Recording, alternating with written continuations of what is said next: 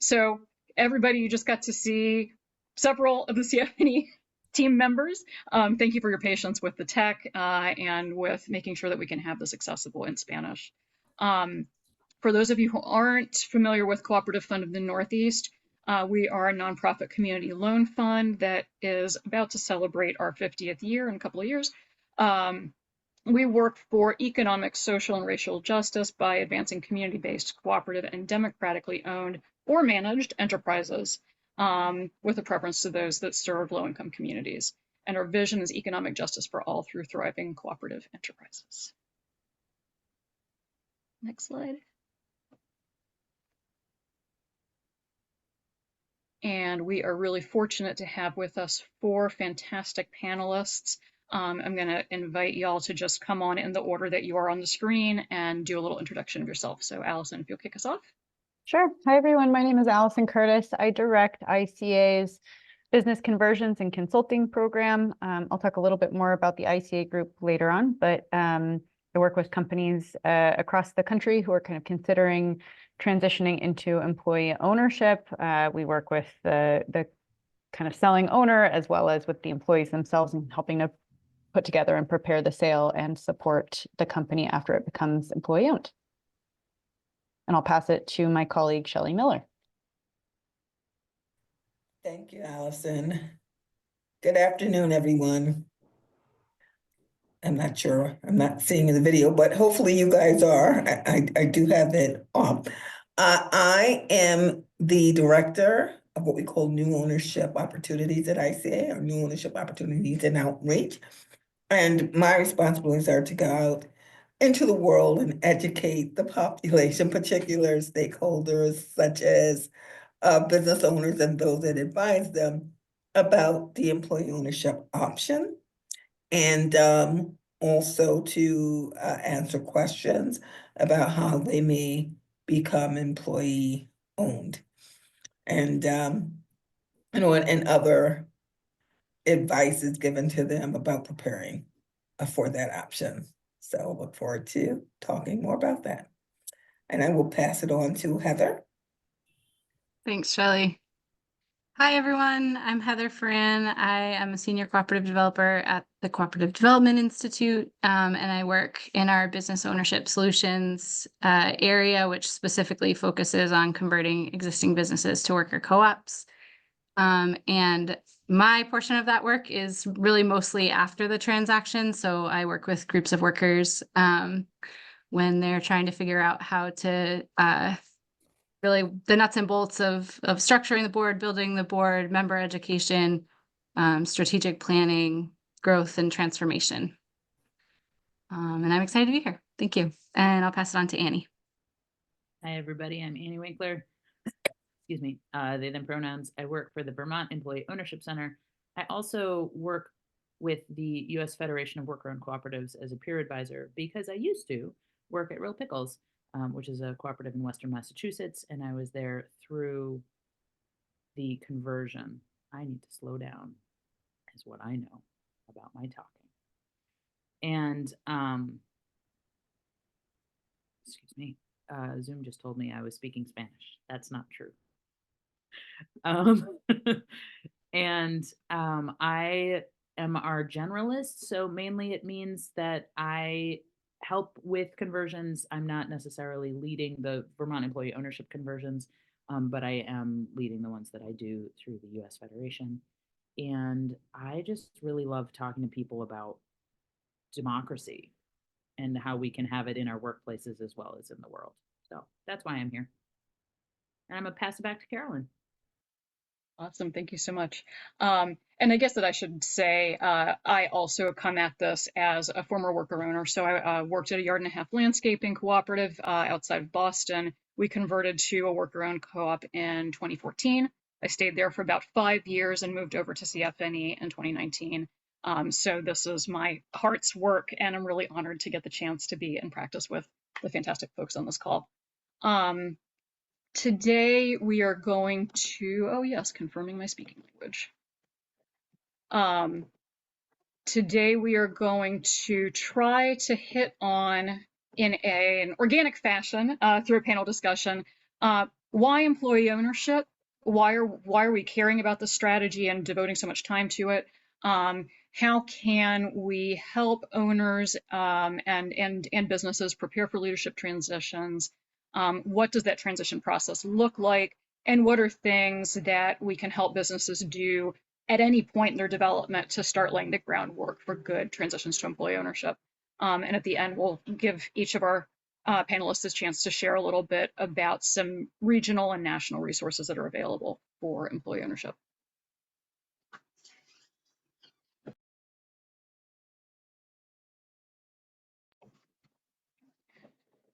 Okay, so why employee ownership? You hear people talking about the silver tsunami or the small business closure crisis. Half of business owners are over 50. In rural regions, that's more like closer to 60 years old. And so there are a bunch of folks who are nearing retirement age. More than half of them want to exit in the next 5 years. Only about 17% have a succession plan. So that's a lot of people who think they're going someplace, but don't know where they're going or how they're going to get there. And obviously that, will mean a lot of potential for both communities to lose those businesses and also to, importantly, to lose those jobs. Next slide. In New England, this is a particular area of concern because when you look at sort of the average age of the people in a state, New England has 5 of the sort of oldest states in the country. So there's really, an accelerated impact of this demographic shift. In our region, we've got over 200,000 small businesses whose owners are nearing retirement. And we know that while they may think, oh, I'll just, sell it to a third-party buyer, or I'll give it to my kids or whatever, the fact is that a lot of those strategies don't actually work for business succession. For every business that sells, 9 others liquidate and close. So by starting to think about succession early and making sure that people know about employee ownership as an option, we can really try to make sure that those businesses stay open and continue to be an asset for the community and the people who work there. Also, at CFNE, our North Star is around racial justice, and there's a real racial equity impact to this. Yes, the majority of businesses in the US are still white owned, but if you look at the demographics of the owners, the folks who are the oldest owners are overwhelmingly white. As you get younger and younger, you have more diverse business owners. So there's a real opportunity in terms of transfer of assets and wealth to more diverse workforces to really focus on supporting transitions from retiring owners to more diverse workforces. So those are some of the whys, and the folks on this call, CFNE, Cooperative Development Institute, as well as ICA Group and Vermont Employee Ownership, realized that these are the changes that are happening in our region. And so we've come together with the leadership of CFNE and CDI to put on the Northeast Transition Initiative, which is a strategy to preserve and grow businesses across the region through employee ownership, create wealth building opportunities for workers, reduce the likelihood of liquidation and closure as these baby boomer business, it's a tongue twister, baby boomer business owners age out, and also reduce the racial wealth gap by transferring businesses from white owners to more diverse workforces. And we've got these kind of 5 strategies for this. I won't read them all to you, but basically we're trying to look at what have been the challenges that we've faced in working with employee ownership transitions, and how can we create kind of a wraparound structure to address making sure there's awareness, making sure that there are technical assistance providers who understand about employee ownership, making sure the workers themselves are ready to take over businesses, and measuring the impact of what we're doing so that we can make the case to legislators, to funders, to support employee ownership.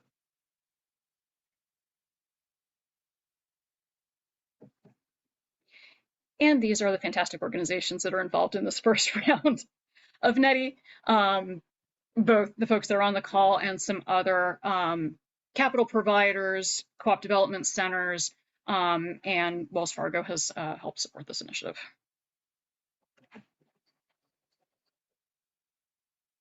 So actually, we're going to stop slide sharing and I think move over to the panel part of this conversation. So to kick us off, I want to start with Shelley. Shelley, when you're out there talking with business owners and community members about employee ownership, what problems do you see them trying to solve, and what's exciting to them about this option? I'm going to answer the second part first. What's exciting to them, which I'll take more to mean what interests them, about this option. And I think the idea that they have more control with this kind of transition than they would have with your traditional kind of third-party transitions is a big selling point. And, the ones who often want to do this are those who have an interest in recognizing the work of their employees, who feel like the employees are part of what helped them build the company, and that this gives them a chance to recognize them and, kind of maintain the culture that they've built, that they know their customers are used to getting.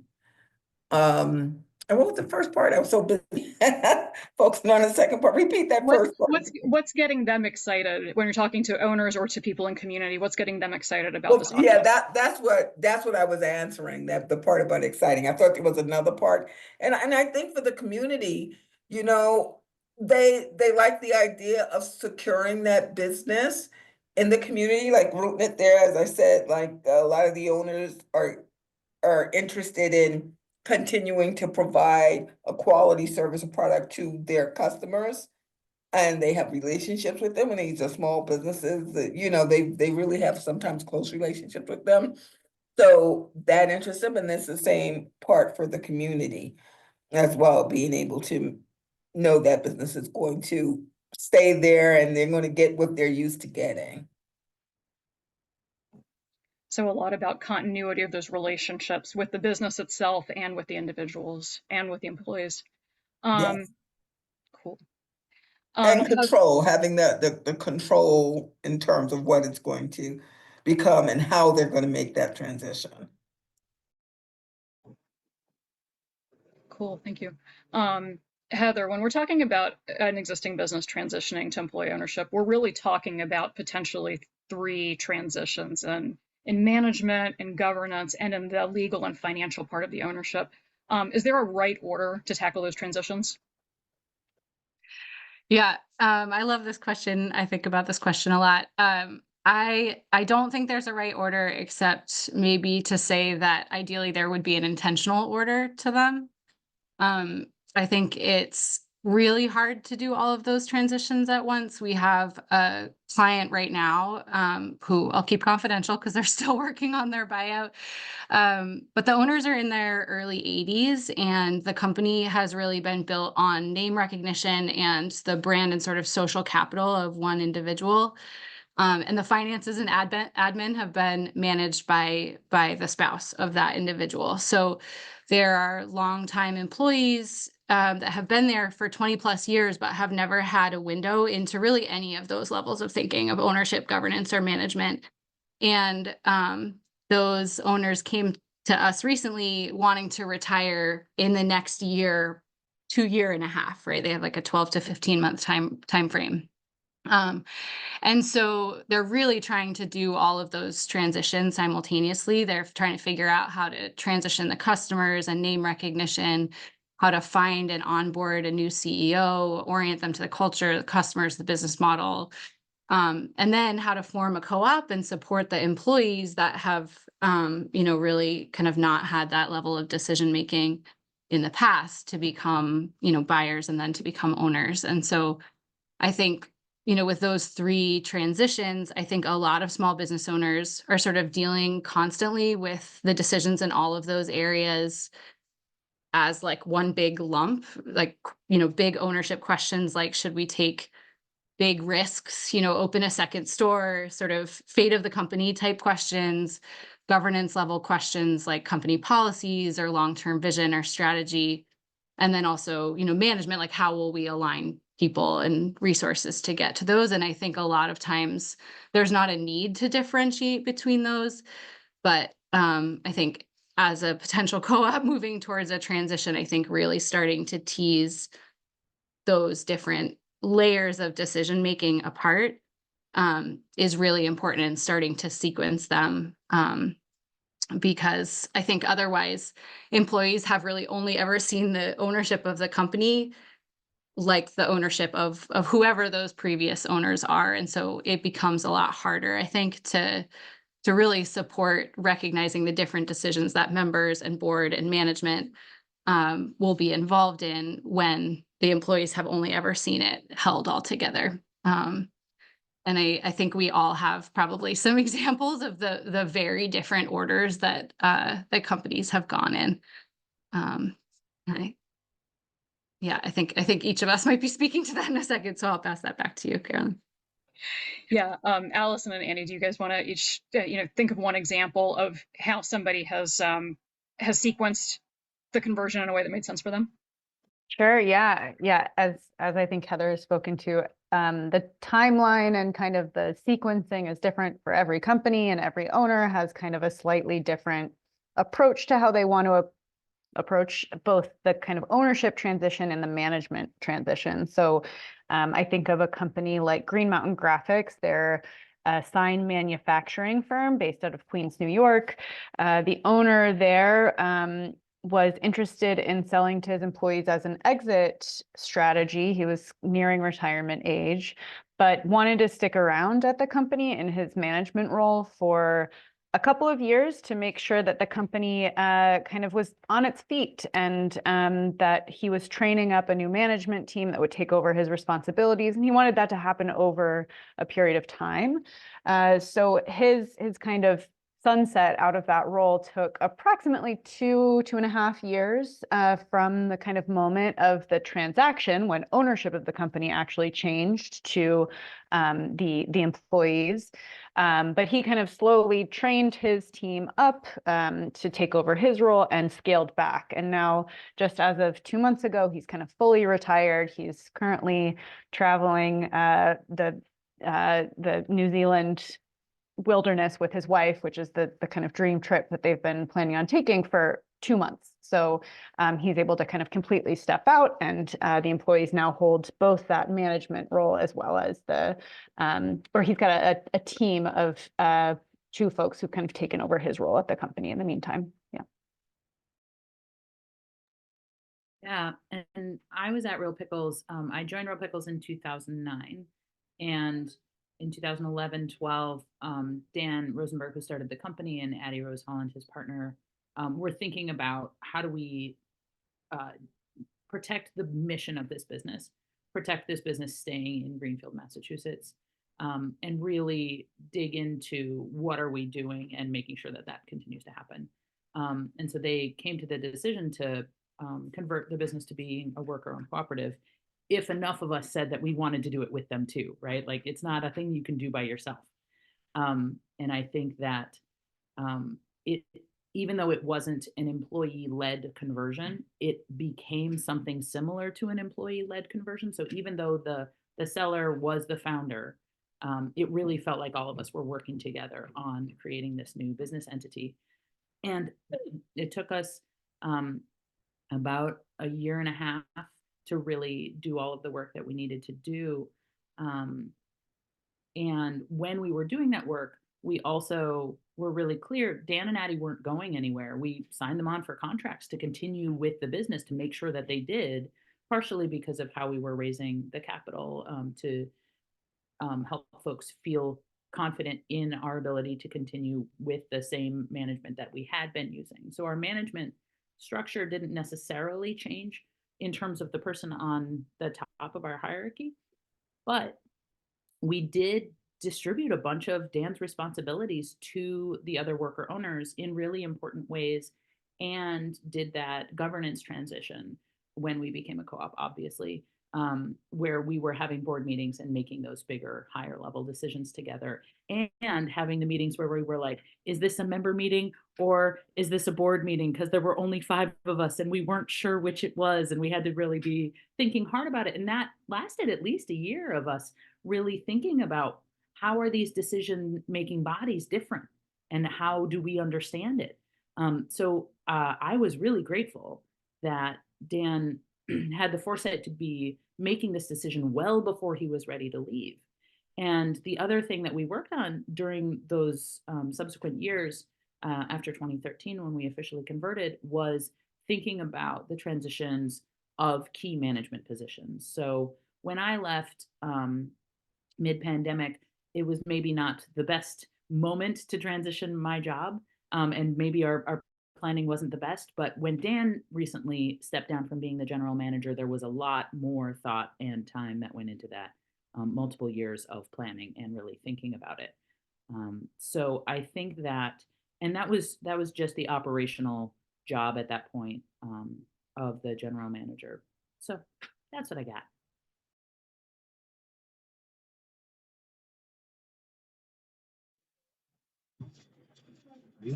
There are several people here who are part of current co-ops, and it sounds from Real Pickle's example like the work of succession plan doesn't really end when you do a conversion. Heather, I'm wondering if you can talk a little bit about some examples for that.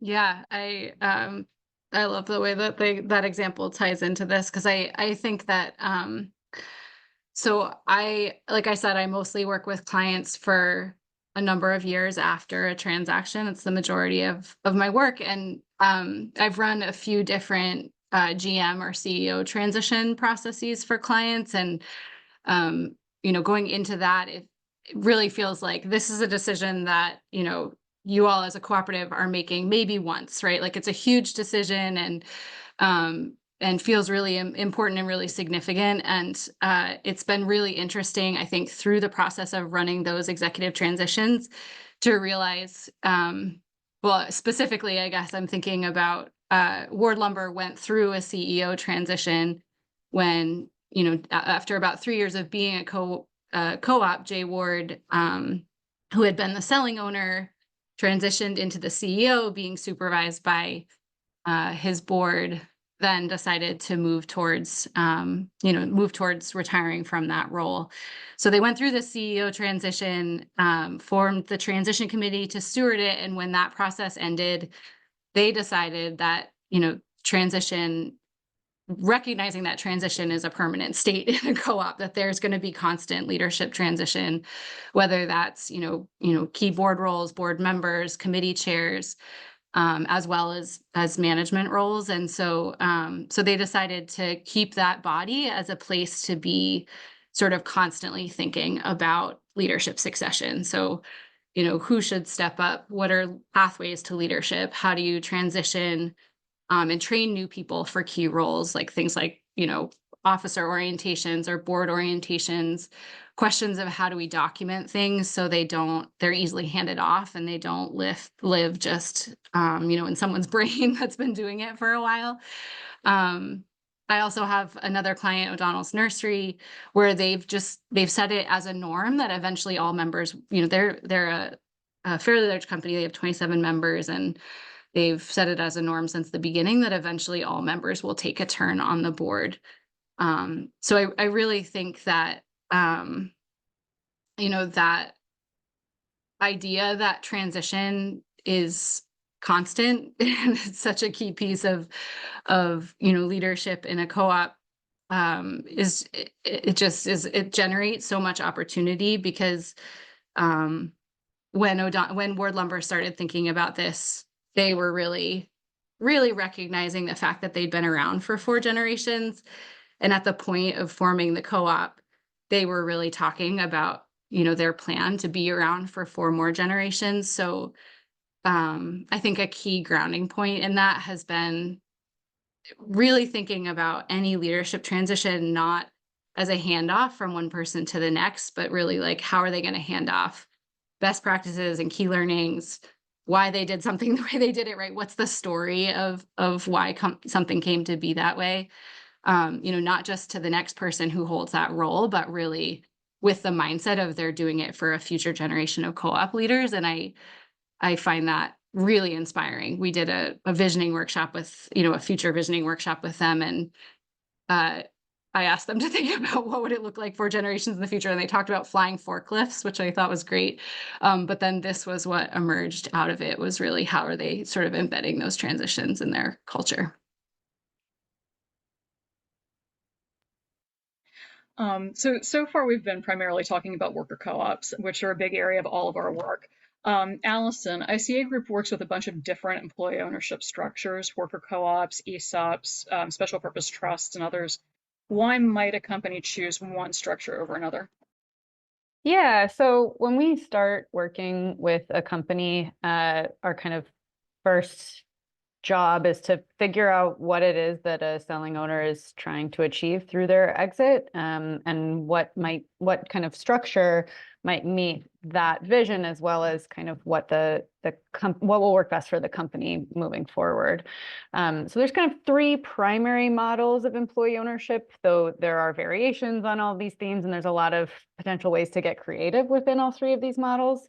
So the one that folks are probably most familiar with is an ESOP. And when I say folks, I mean like the general population is probably most familiar with an ESOP, which is an employee stock ownership plan.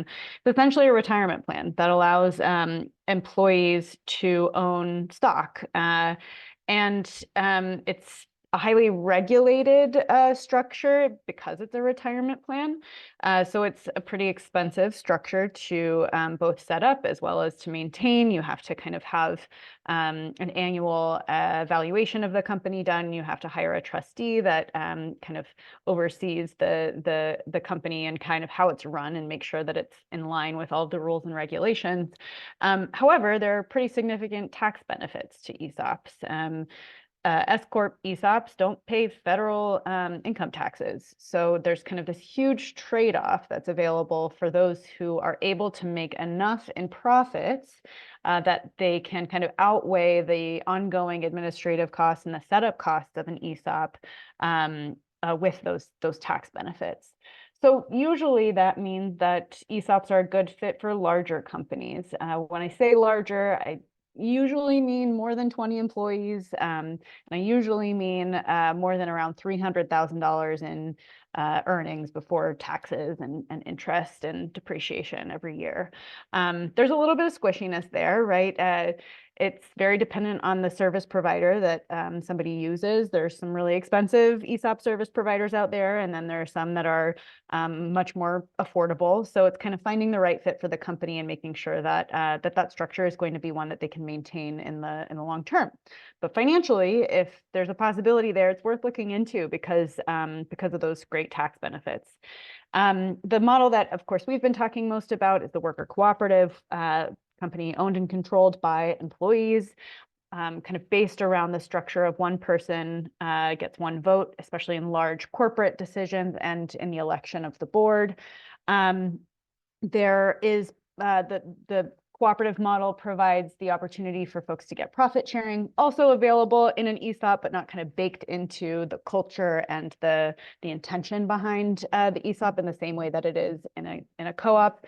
In an ESOP, your real benefit is that when you leave the company, maybe when you retire or when you quit or whatever, that the company has to purchase back its shares from you. So that's where the real payout comes into play. Whereas in a co-op, there are these kind of ongoing profit sharing mechanisms that kind of make that ownership relationship a little bit more present, maybe in the day-to-day. And then any profit sharing that does happen is tax deductible for the business. It's taxed by it's taxed at the individual level, but it's a nice way to kind of offset some of the tax obligations for the company itself.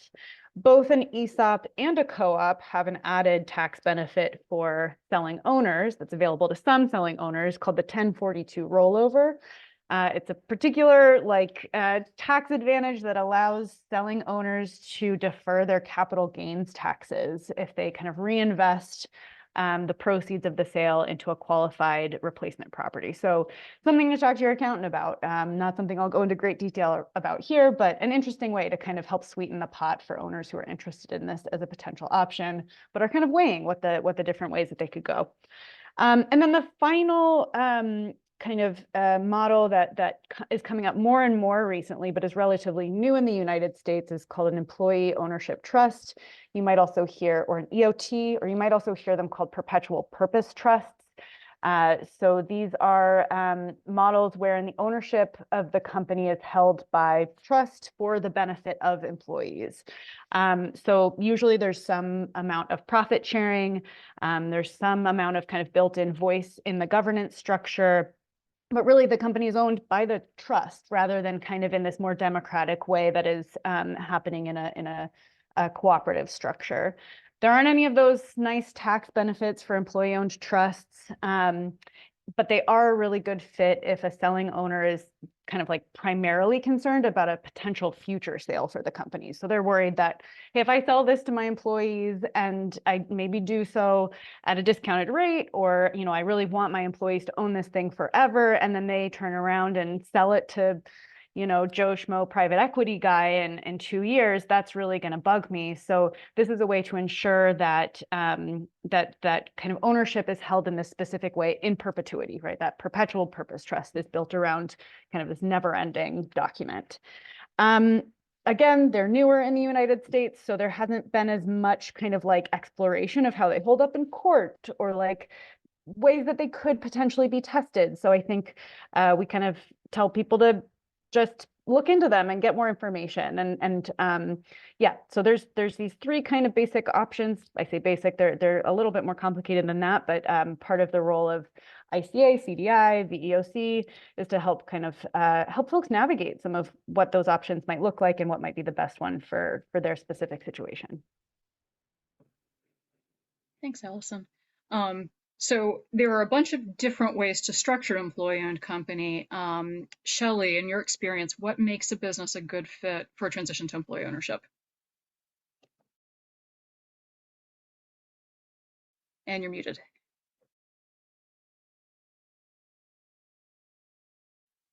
Shelley, you're muted.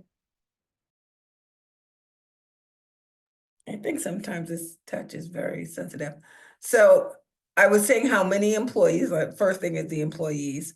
I mean, you can do it with as little as 3. We have, so I mean, you could actually do a single person co-op, but we will usually kind of say more ideally, the numbers maybe 7 or above. The relationship between the owner and the employees, meaning that there needs to be a level of trust and respect between, you know, those 2 groups. I often, for owners, I like owners who have financial planners and who have developed financial plans, because then they don't come to me and say, well, my business is worth $10 million because I just dreamed that way, you know, and they have realistic plans. So I like for that to be the case. You know, owners who have allowed for sufficient time, as opposed to those who, well, we would like to get out in like 6 months. I'm like, well, you know, you should have seen us 3 years ago. So that's a factor. And I've kind of skipped over one of the most important factors, which is like, what kind of books do you have? You know, your books need to be together. Are people on your payroll, or these employees, you know, are they W-2s? Do you have W-2s? Or if they are, you know, independent contractors, like let's look at, you know, let's look at that. And which also will go to that trust question as well. And it's important to talk to them, and this is why the more time you have, like if they come to you 5 years ahead of time or 3 years ahead of time, that's great, because then we can do a thing like when we say a business wellness checkup, right? And where you can see things and say, okay, here are the gaps. We can fill in these gaps, because maybe you do need this much to sell your business for what you need to plan for, and we can work towards that. But we can't do that if you come with 6 months, or we do the same kind of exit planning, wellness checkup. And like one factor that is often a conversation, and that I often have to say to business owners, I says, you know, whatever you saved in taxes, you've pretty much given away in value because of the way how valuations are done. And that's not just for us in the employee ownership world. That's just true in the selling of businesses. So like those are kind of the factors. And I'm going to shut up soon, but another really important factor is the emotional aspect. Like I do kind of take the time to say to the businesses, because yes, it's a wonderful thing you want to sell to the employees, but as I said before, some of what motivates them or interests them is feel like they want to recognize the employees or reward them for what they've done. But at the same time, it's almost like this gift idea, and I discourage gift ideas. I'm like, no, we're going to do evaluation, and it's going to be this much, and they're going to buy it from you, and you're going to sell it to them so they can start having the mentality that we own it, you know, and we're responsible. So start getting prepared that ultimately they are buyers. And like any other buyer, there's going to come a time when they may ask certain questions or take a certain position about, you know, why they should buy it for this price or that price. And we have actually had the experience of some owners, at least I have, I don't know, Allison, if you have been involved in these conversations, but some owners feeling kind of burnt by, oh, wow, they just like couldn't believe how they felt like the employees were coming at them, you know, about certain things when it was time to do the transaction. You have to think about them as buyers. So, you know, I probably answered that question plus more, but anyway. Yeah. Yeah, no, I really appreciate you naming the emotional part, because I think that's the part that, you know, people rarely think about until it's too late and somebody has hurt feelings. And so going ahead and like being upfront, what are your expectations? Let's get it all on the table. You can't monetize it, but it's real. Yes. So I appreciate that. And also the idea of a business checkup. I mean, I feel like a lot of the times in conversations, I'm saying to folks, regardless of whether you end up selling to your employees or to a third party, having that business checkup, it helps you build the value and the strength of the business. And, you know, in the short term, that's going to be more profitability for you, the current owner, and it's definitely going to mean a better sale price by whatever route. So I appreciate you mentioning that too. Mm-hmm. And in the long term for the employees, right? They'll own a Absolutely. strong company. Absolutely. Yeah, and that's, I feel like for those of us who, you know, at CFNE, we're really working with the employees who are buying the business. And so yeah, we definitely want them to be buying a strong company that's going to allow them to continue to make payments and also grow the business. Shifting gears a little bit, we've had a few solopreneurs come to us lately with the intention of, I'm going to turn my startup into a co-op at some future time. Like, I'm going to assume all the risk myself, and then when it gets big enough to have employees, I want to launch a co-op. Annie, you've had an experience like that, and I'm wondering if you'd be willing to share. Yeah, I had the opportunity to work with some really great folks really early on in my co-op conversion experience, before I knew a lot of the things I know now. So I learned a bunch from them, which was great.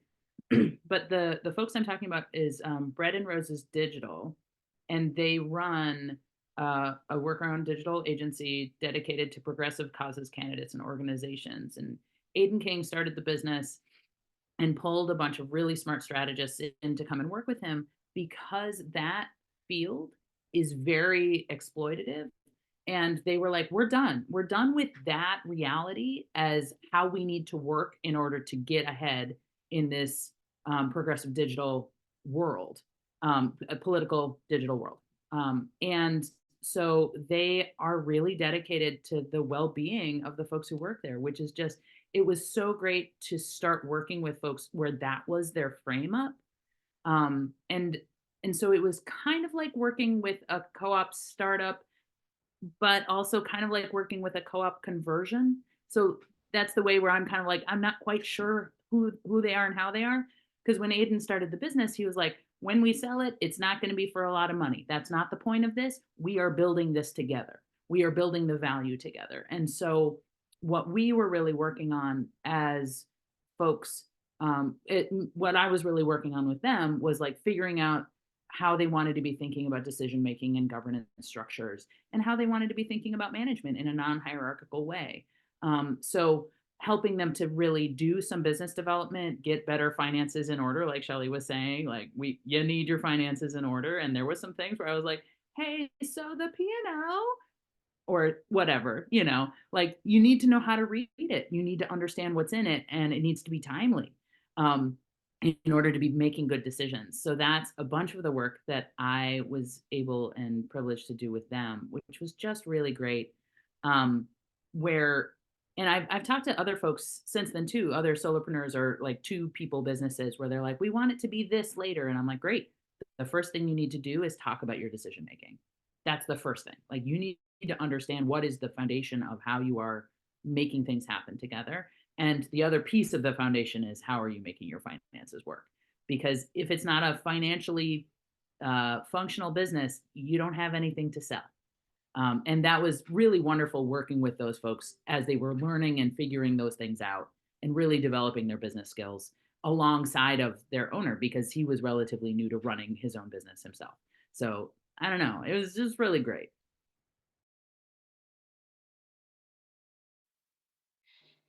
Heather, how does Annie's experience with Bread and Roses compare to the typical path that you would take a business through in the conversion process? Yeah, I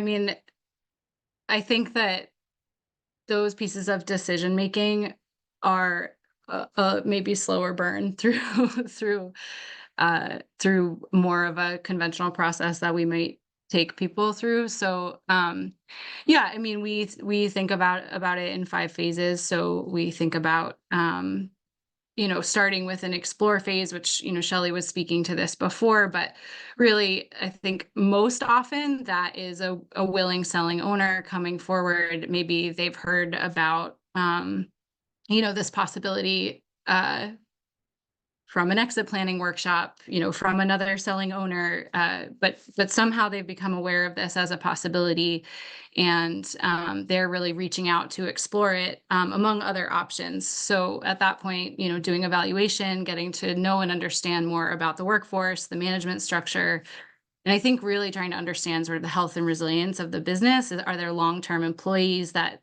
can lead, and really like, is this going to be? I think it really, on the TA provider's end, I think it's really asking the question of sort of, is this going to be a good setup for workers to come into, to open that door? And and then I think that explore phase kind of moves into having an initial meeting with the employees to talk about how co-op works, how decisions get made, how money moves through it, how it gets financed, how, the process might go about forming it. And then from there, if the workers or the employees are feeling like they want to explore this option, and kind of do their own feasibility, and sort of due diligence and understanding this option, then, usually a small group of people, 5 to 7 people, will come forward to act as the steering committee. And then that committee's, moving forward into the assess phase, which really is the steering committee learning more about the business. So getting to hear from the owner, the sort of a narrative history of the business. What decisions did they make along that pathway? What's the financial history of the business? How did it grow? What mistakes did they make? What successes did they have? What would they do again? What would they never do again? And then I think also getting a chance to also do some analysis of what's, a SWOT analysis, really, like what's working in the business now, and what challenges are there. And I think, some of that leads into the business planning in the structure phase, which is the next phase. And because some of that can lead to some improvements happening in that moment. We had one potential conversion that sort of spiraled out because in that process, they realized that there really had never been a sustainable management structure, and they actually needed to pause everything in order to be able to put that in place before they could, really move forward from there. So, I think it can surface a lot in doing that. But then usually they move forward into the structure phase, which is really, putting the pieces into place for the future cooperative. So writing their bylaws, writing a business plan for the new cooperative, drafting a pro forma, getting to know a lender, getting to know kind of what the terms of that loan are, what the relationship might be like, and also, establishing relationships with a lawyer, with an accountant, and really vetting all of those documents through them. And I think, there's a lot of learning in there, and there's also a lot of moving towards the transaction. And I think that pacing can really be different depending on, depending on the group, depending on how much they want to get to the transaction versus slow down and kind of learn things and be told about things as they're going.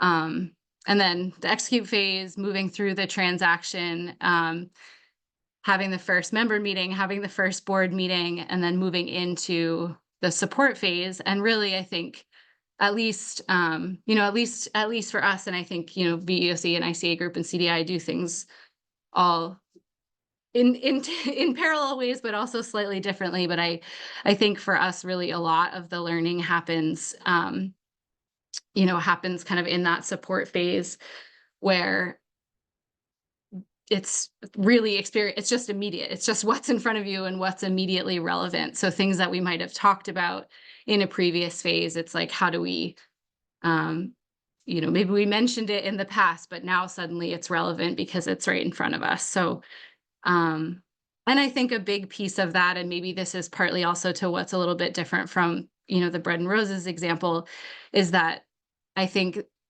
that, in my mind, one of the things I really like about the support phase, but also I think is a huge challenge in co-op conversions, is just that the new co-op really has to dig out from whatever legacy the previous owner left. And so that's all of the amazing things that the previous owner did, and it's also any of the challenging things that the previous owner maybe has left. So really, I think there's a lot of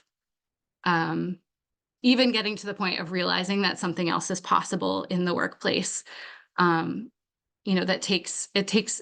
can sometimes, for some businesses, can take a lot of, both a lot of internal work in the group, and also really the co-op getting connected to other co-ops, to federations, to co-op alliances, to really understand, small business associations, to really understand what's possible and how they might be able to grow or change or transform their workplace to really have it reflect, what's going to benefit them as employees and what's going to build out their vision for the future. Yeah, I really appreciate you spending time on the support phase and building out what that looks like, because I think it's really easy to pay a lot of attention to sort of the sexier stuff about the transaction and, oh, what's our governance model, and and I mean, sometimes I feel as a parent, like, it's like you read all these books when you're pregnant, what to expect when you're expecting, all this stuff, and then they send you home with the baby, and then you have the whole rest of your life. And that's sort of what I feel like conversions are like. And some of that may also be like my perspective as working for a lending organization, is the support phase goes on for a very long time. And, I am so grateful to be in partnership with people that when things get rocky and we need a reminder or we need a tune-up, that the co-op can go back and get help from one of you guys. And at the end, we'll take some time to make sure people have each of your contact information and know what each of the organizations does. And also, yeah, thank you for mentioning about associations, both, things like U.S. Federation of Worker Cooperatives and, cooperative associations, and also just your industry trade associations. I feel like when I was at a yard and a half, it was so good to just have peers in the landscaping company who I could talk to about pricing and management and all these things that, it's not cooperative stuff, it's just business stuff. Yeah, just like when you get sent home with a baby, you hope you have a village to help raise it. The same, I think, is really true of cooperatives, needing a whole community around them of support. Thank you all so much. I want to take some time now to take questions. Maggie, I don't know if you can if we can unspotlight people so we can just see everybody.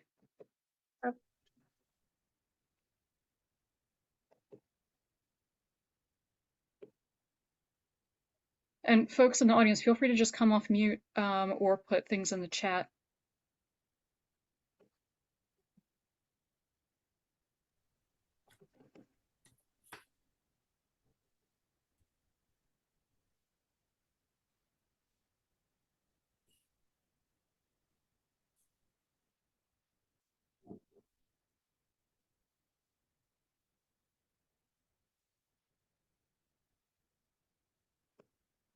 And I will invite, I know that there are several CFNE people, so this is your chance to ask your favorite people some up close and personal questions. I actually do have a question. I could start us off. I was just curious if y'all could talk about if you have much experience with owners. So this is a little bit of a different situation, but owners who are selling to employees and then want to stay on as a worker. So not necessarily at retirement age. And I don't know how much y'all see this come through, but just wondering a little bit more about what that process is like. Because obviously they also have to go through the same process of then becoming a worker owner, right? And so just if you could speak a little bit more to that, that'd be awesome. I think Allison can, we've had quite a few of those. Allison, you want to describe? Sure. Yeah. Yeah. And I imagine Heather and Annie have seen their fair share as well. Yeah, it's definitely something we see all the time. And it's, I think, honestly, the process itself relatively similar. The big change is just figuring out roles on the other end of the transaction. So, sometimes that selling owner is playing a GM or CEO role, and they're going to continue to stay in that role. So there just kind of needs to be a clear definition of what it's going to look like to suddenly have a board that oversees that person and like make clear that they are no longer the kind of everything goes decision maker. So there's a little bit of like training support, getting comfortable with that idea. But sometimes that person wants to shift roles entirely, maybe move back into a position that like has to do more with the on the ground work. I've experienced the case with several companies where like the owner of that company started off, doing design work or doing their craft. And then as the company grew, they like moved more and more into this like bigger picture managerial position. And they don't actually enjoy that. They actually enjoy the on the ground work more.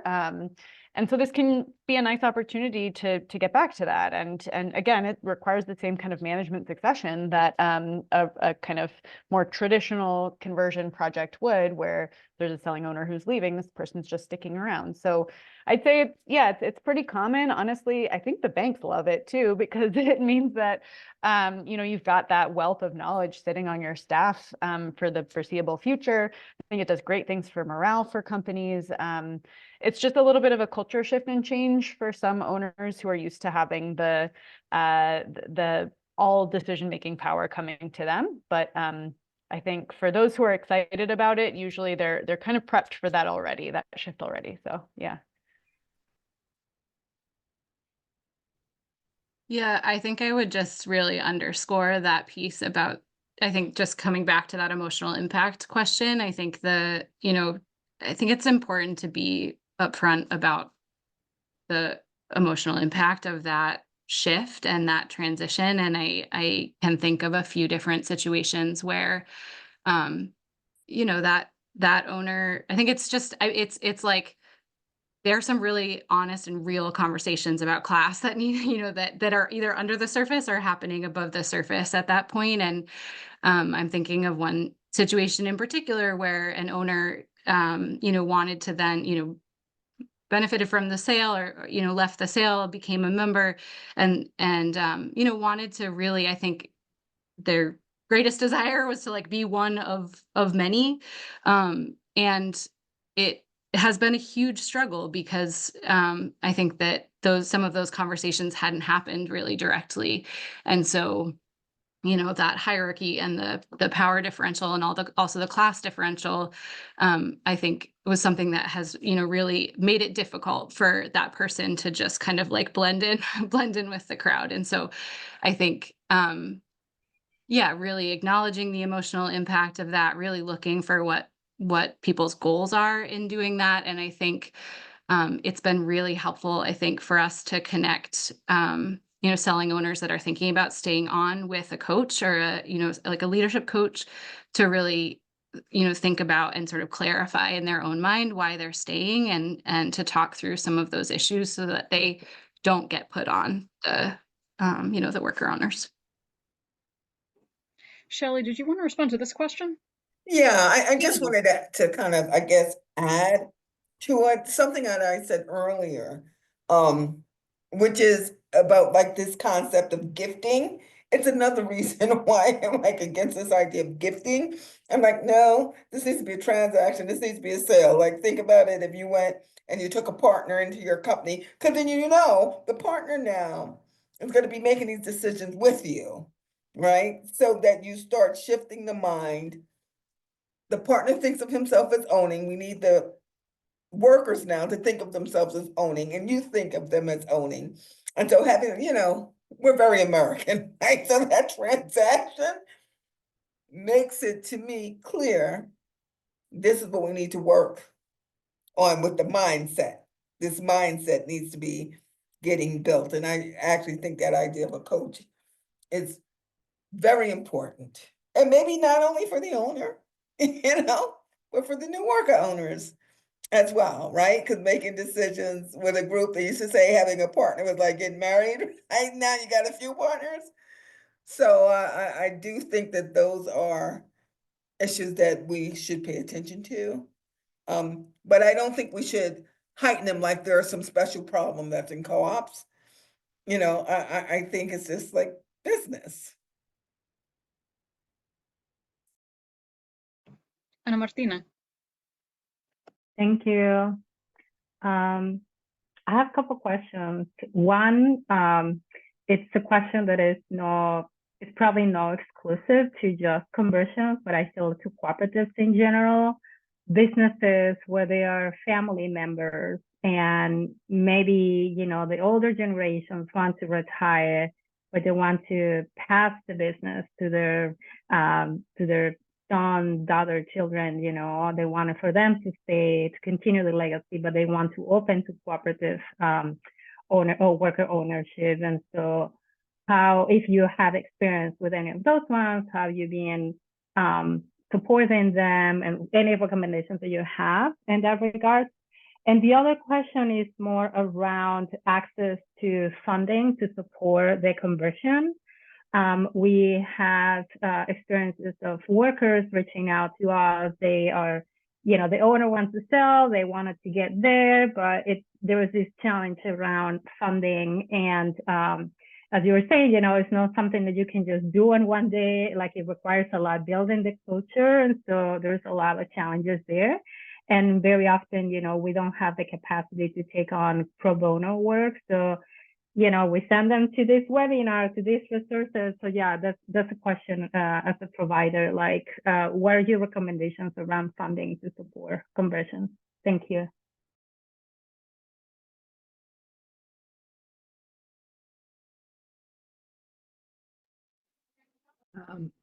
I can speak just a little bit. I wasn't part of the conversion of Covered Bridge Cookies in Vermont. It was a mom and pop business. And the people who bought it were the son, the wife of the son, and a friend. And now I think they're up to 4 or 5 owners. But I think that it's a slightly different thing, which I'm sure I'm not confused. You understand when the people buying the business are like, no, it's going to be a co-op when we're done, versus the owner deciding it should be a co-op and then needing to get those family members on board. But it's really wonderful to talk with those folks because of how much, not pardon my language, but like they have drunk the Kool-Aid, right? The worker co-op, like, this is what we're in it for. we are changing the system. And that's what they're here for. So I think that sometimes it can be wonderful when the family members are sticking around because they've also been in the business for 30 years, admittedly when they were a kid, but they are live and breathe those cookies, and they're very tasty. So that's all I've got on that one. I'm confused, and I would love the answer to this, kind of on your second question, Ana Martina. If SSBCI money is available and how you get it, because it seems like it should be for this. So if anybody can answer me that, tell me. And I think they need to throw in whatever state they're from, because apparently that makes a difference. Yeah, I think getting a sense of like the first question, the family stuff is so complicated and it's so emotionally present and can be really sticky. It can also be really lovely and beautiful depending on the people, right? But like I think like regardless, my approach is like write stuff down and like have processes that people understand and that are transparent and that are simple and clear and that everybody follows and that there are expectations around those policies being followed. And I think that takes oftentimes, especially from like a little smaller family run business, that can take a lot of work. It's like a big cultural shift to go from like, oh, we just kind of like operate how we always have operated to, but we're going to write things down and make sure that we follow our processes. But I think that like that kind of structure can allow for more space for like, I don't know, inclusion and participation. So and it doesn't have to be like writing it down in the like formal, like I've got a policy handbook that is 27,000 pages long kind of approach, but like something that people understand, can interact with, are excited about, and all have equal buy-in around, I think is an important part to helping to disentangle some of the familial stuff that could just get messy within this. And then, I would echo Shelley's comment about like the sources for TA. They're like, it's hard to track down funding. I think each state has different little pots of money that like, I think we've all been kind of exploring and trying to access. So I would say like, if there are specific questions around how to serve companies in different areas, that might be helpful in helping to better answer that question. But it's like, yeah, it's a good one.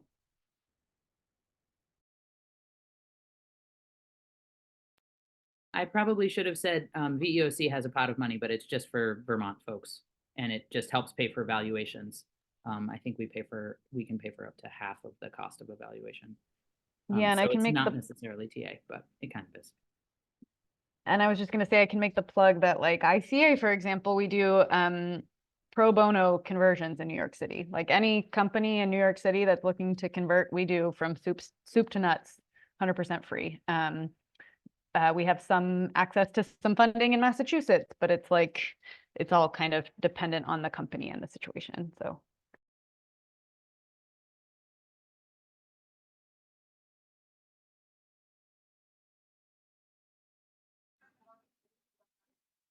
Are there any more questions before we shift back into a little bit of resource stuff?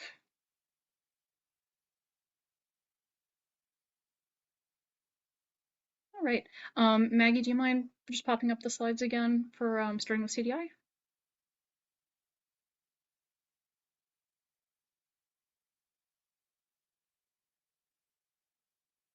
Yeah, and I'll just invite each of the panelists to take a couple of minutes to talk about your organization, your team, how you can help people within the conversion space. Sure, yeah. So CDI is 30 years old. We were formed in 1994, and we work in three primary areas. So we work with startups and existing cooperatives doing cooperative business services. So startups and existing cooperatives doing growth and transformation work. We work with resident-owned communities to help mobile home park residents buy their park and we work business ownership solutions, which is the area that I work in that converts existing businesses. We also have a specific department within CDI that focuses especially on immigrant services and supporting immigrant-led cooperatives, and also building out water infrastructure for resident-owned communities. So all of that is cooperative development of all different types and shapes and sizes. And you can go to the next slide. So yeah, our business ownership solutions program, like I said, exclusively focuses on existing businesses converting to worker-owned cooperatives. So this area of our work was formed in 2018, and we've led 28 businesses through transitions. Really, I think that structure that I talked about before, we really start. I like the term soup to nuts. I feel like that gets tossed around. But we really start with those initial conversations with business owners at the very initial exit planning conversations, through valuations, feasibility, understanding the management structure, and then moving into working with steering committee and groups of workers to structure and the future cooperative and prepare for the transaction. And then, like I said, I do a lot of the post support work, and we're in long-term relationships with our clients. So if you are interested in talking with me more or learning more about what we do, you can certainly email me at that email address.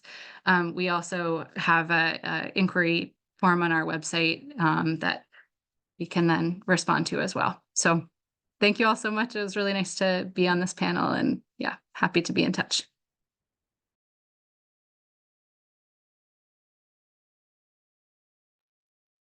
Cool. I'll talk a little bit about the ICA Group. We are a national nonprofit founded in 1978, so we're about 45-ish years old.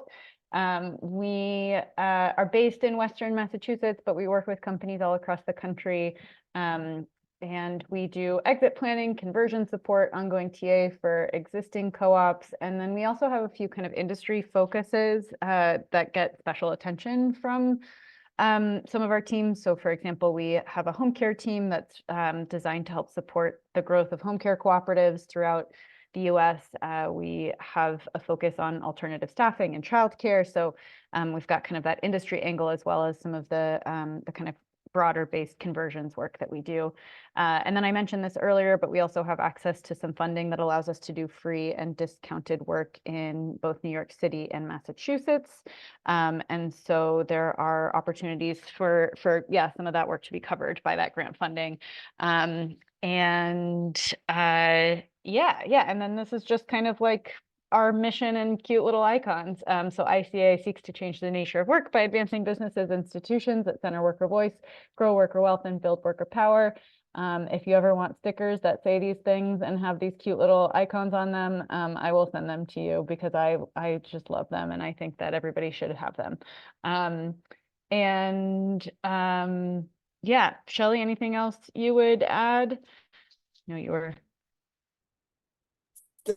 No, I think you covered it. Okay. Yeah. Great to be here. Thanks, everybody, and look forward to connecting. Yeah, thanks. Bye. So I predominantly work with the Vermont Employee Ownership Center.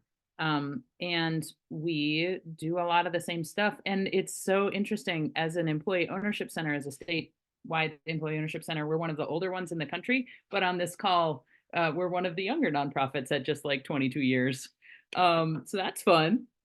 And we really, we soup to nuts a little bit, but also we're just really starting to get into the supporting of existing worker cooperatives. We haven't had the capacity until I got hired to really do that work. So we primarily focus on conversions because we want to see a world where broad-based employee ownership is a thing that everybody knows about and everybody hopefully can be participating in.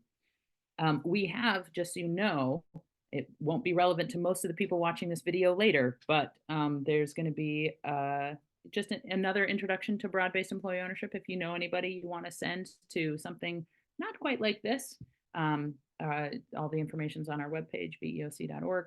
And if you want to get in touch with us, if you're in Vermont and you want to think about converting a business in Vermont, veoc.org is where you find our inquiry form as well. That was all too fast. But it was a pleasure to be here with you all. When I think about smart people I like to talk to, you're looking at them. These are smart people I like to talk to. So thanks for including. Oh, love good questions. Okay, I'm done. And with I had one more thing. yes, The U.S. Federation has a bunch of mini guides up on our website, usworker.coop/clinic/mini-guides. And there's a lot of stuff on there about how to run good boards and how to think about compensation for founders and how to finance your co-op and how to structure decision making. If you want to read some stuff, there's a bunch of stuff there.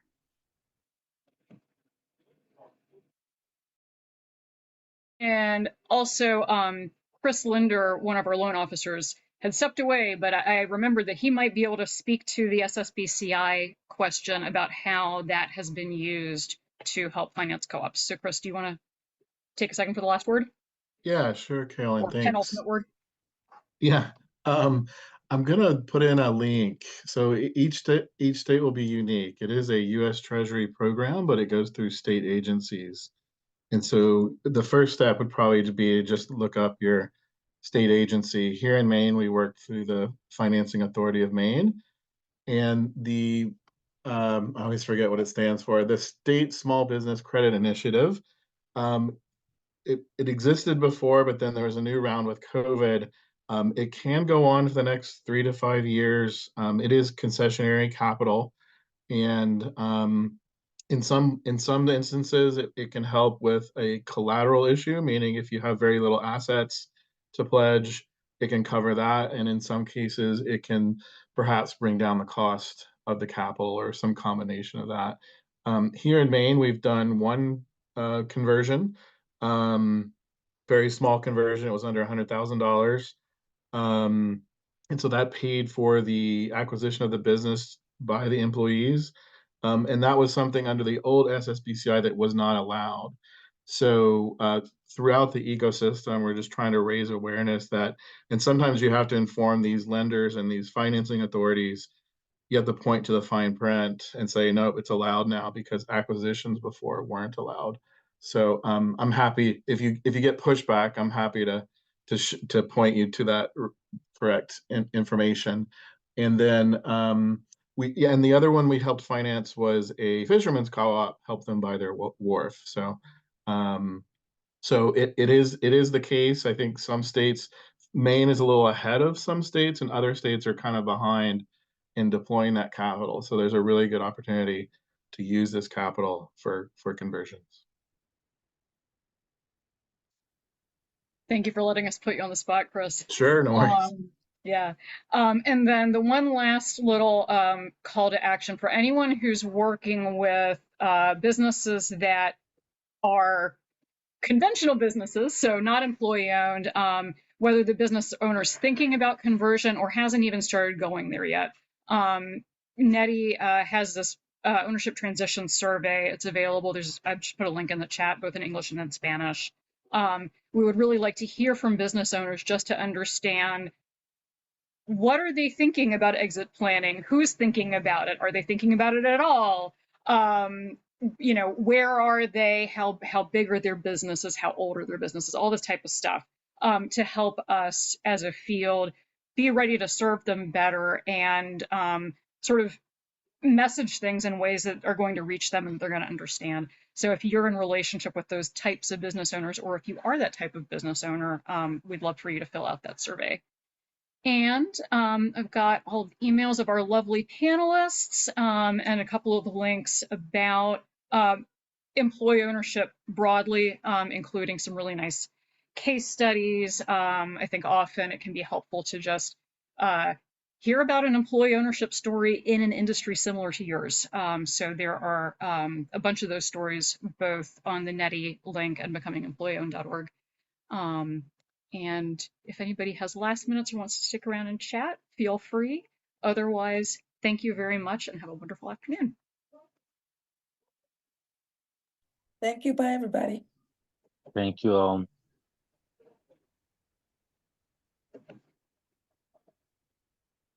Thank you.